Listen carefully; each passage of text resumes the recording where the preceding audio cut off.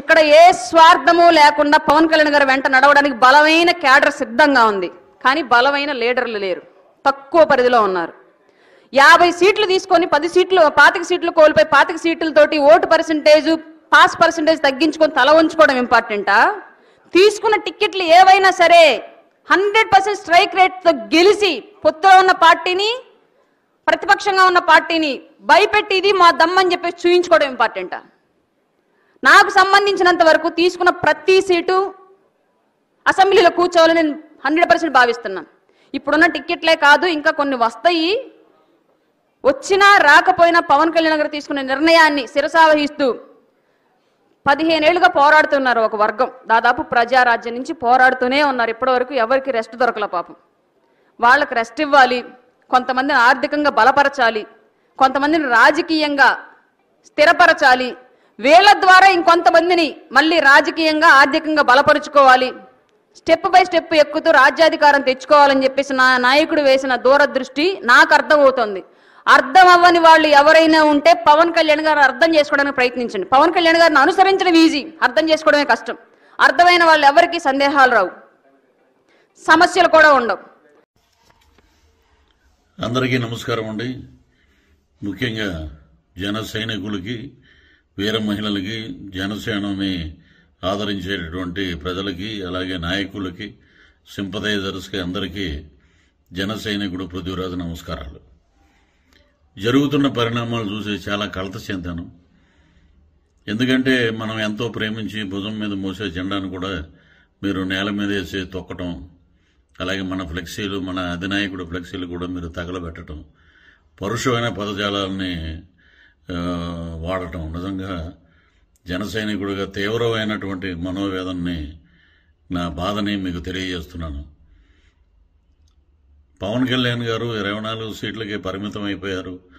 పవన్ కళ్యాణ్ గారి స్టామినా ఇంతేనా, పవన్ కళ్యాణ్ గారి శక్తి ఇంతేనా అనే వారందరికీ ఒకటే సమాధానం.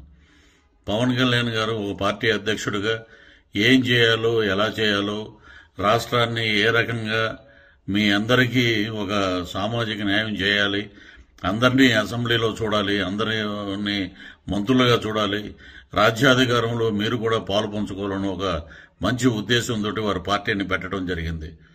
ఈ రోజున డబ్బుల కోసం వారు ఎవరైనా సరే రాజకీయాల్లోకి వస్తే దండుకుందాం, దోచుకుందాం, దాచుకుందాం అనే సిద్ధాంతంతో ఉంటారా తప్ప రాజకీయం కోసం, పార్టీ నడపడం కోసం సొంత ఆస్తుల్ని అమ్ముకుని వారు పార్టీని, అలాగే మరి పేదవాడి కోసం, పేదవాడి అభ్యున్నతి కోసం, రాష్ట్ర ప్రజల భవిష్యత్తు కోసం వారు జీవితాన్నే పణంగా పెట్టి మరి ఈ రోజున ప్రజా జీవితంలోకి వచ్చారు. కాబట్టి వారు చేసే ప్రతి పని వెనుక ఒక ఒక ఆంతర్యం ఉంది. వారు ఏంటంటే మనకి తెలుసు, వారు డబ్బులకు అమ్ముడుపోరు, పదవులకు అమ్ముడుపోరు, దేని మీద ఆసక్తి లేదు. ప్రకటించిన స్థానాలు 24 అంటే కొంచెం సంయమనం పాటించండి. రేపు తాడేపల్లిగూడెంలో జరుగుతున్న సభ మనల్ని అందరికీ అన్ని సమాధానాలు తెలియజేస్తుంది. కాబట్టి మీ అందరికీ చేతులెత్తి మొక్కుతున్నాను. అందరం కలిసి పనిచేద్దాం. మన నాయకుడి ఆజ్ఞ మేరకు, మన నాయకుడు సూచన మేరకు ముందుకెళ్దాం.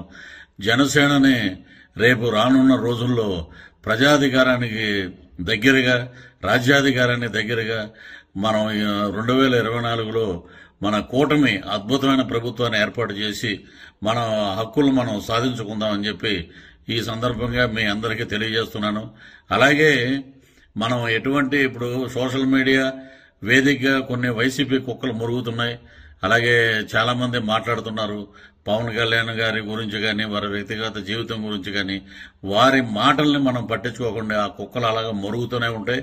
ఆ కుక్కలకు సమాధానం చెప్పాలంటే మనం అందరం కలిసికట్టుగా ఉండి పోరాడాలి. మీ సమస్యలు ఏమున్నా అధినాయకుడి దృష్టికి తీసుకువెళ్ళండి, వారితో మాట్లాడండి. కానీ మధ్యతరగతి మాటలు, ఎవరెవరో చెప్పిన మాటలు వినేసి ఆవేశపడకండి, పోస్టులు పెట్టకండి, దయచేసి వీడియోలు పెట్టకండి. అధినాయకుడు రేపు మొట్టమొదటిసారిగా మన తాడేపల్లిగూడెం దగ్గర ఉన్న పతిపాడులో బ్రహ్మాండమైన బహిరంగ సభ జరుగుతుంది. కాబట్టి ఆ సభను మనం విజయవంతం చేద్దాం. వారు ఏం చెప్తారో మనం ఆలకిద్దాం. అద్భుతమైన విజయాన్ని వారికి అందిద్దాం. మిశ్రమ ప్రభుత్వం, కూటమి ప్రభుత్వాన్ని ఏర్పరచుకుందాం. అందరం మన హక్కులన్నీ సాధించుకుందాం. అందరికీ హాయ్ అండి. ముఖ్యంగా జన సైనికులకి, వీర మహిళలకి నాది ఒక చిన్న విన్నపం అండి. నేను ప్రొఫెషనల్గా కమెడియన్ అయి ఉండొచ్చు, కానీ పర్సనల్గా 80% మార్కులతో బీటెక్ కంప్లీట్ చేసి ఈ సమాజం మీద, రాజకీయాల మీద, అలాగే వ్యక్తుల మీద, విలువల మీద, అన్నిటి మీద అవగాహన కలిగిన ఒక వ్యక్తిని నేను కూడా. ఆంధ్రప్రదేశ్లో ఓటు హక్కు ఉంది కాబట్టి జరుగుతున్న విషయాల మీద మాట్లాడే హక్కు నాకు కూడా ఉందని నేను మాట్లాడుతున్నాను. అంటే జనసేనకి 24 సీట్లు అని అనౌన్స్ చేయగానే చాలామంది పవన్ కళ్యాణ్ గారిని తిడుతున్నారు, కొంతమంది అలుగుతున్నారు, కొంతమంది అసంతృప్తి చెందుతున్నారు, ఇంకొంతమంది అయితే మోసిన జెండానే కిందేసి కాలుస్తున్నారు, ఇంకొంతమంది అయితే వేసిన స్టిక్కర్స్ను లాగేసి పీకేస్తున్నారు. ఇవన్నీ చూసి నిజంగా మనసుకి చాలా చాలా చాలా బాధ అనిపించింది. ఒక్కసారి ఆవేశంతో కాకుండా మీ ఆత్మసాక్షిగా ఆలోచించి చెప్పండి, తన నమ్ముకున్న ప్రజలను కానీ, తనతో నడుస్తున్న నాయకులను కానీ మోసం చేసే వ్యక్తిత్వం పవన్ కళ్యాణ్ గారికి ఉంటుందా అండి? పెట్టిన పార్టీకి సపోర్ట్ చేసే మనమే ఇంత ఆలోచిస్తే ఒక పార్టీ పెట్టిన వ్యక్తి ఇంకెంత ఆలోచించుంటాడు? ఒక డెసిషన్ తీసుకోవడానికి తనలో తాను ఎంత మదనపడి ఉంటాడు? ఇది ఒక్కసారి ఆలోచించాలని మనస్ఫూర్తిగా కోరుకుంటున్నాను. 10 సంవత్సరాలుగా ఎటువంటి అవినీతి చేయకుండా తన సొంత కష్టార్జితంతో పార్టీని నడుపుతున్న గొప్ప నాయకుడు పవన్ కళ్యాణ్ గారు. అలాంటి వ్యక్తి గురించి మన శత్రువులు మాట్లాడినట్టు మనం కూడా మాట్లాడితే నిజంగా బాధ అనిపించిందండి. అంటే 24 సీట్లు ఏంటి, అదేంటి, ఇదేంటి అని 2019లో కనీసం ఆయన్ను కూడా గెలిపించుకోలేని మనం అదేంటి, ఇదేంటి అని అడిగే హక్కు నిజంగా మనకు ఉందంటారా? అరే, చిన్న పరీక్ష ఫెయిల్ అయితేనే ఇంట్లో నుంచి ఒక 10 రోజులు బయటికి రాము. అలాంటిది ఇంత పెద్ద ప్రజా సంగ్రామంలో 2 చోట్ల ఓడిపోయి కూడా రెండో రోజే సమస్య అనగానే పరిగెత్తుకుంటూ వెళ్ళి ఆ సమస్యను సాల్వ్ చేసిన గొప్ప మనసు పవన్ కళ్యాణ్ గారిది.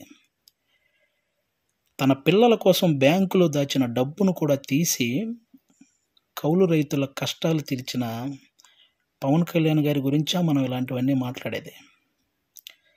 ఎన్నో సమస్యల మీద ఎంతోమందికి ఎన్నో రకాలుగా సహాయం చేసిన వ్యక్తిత్వం.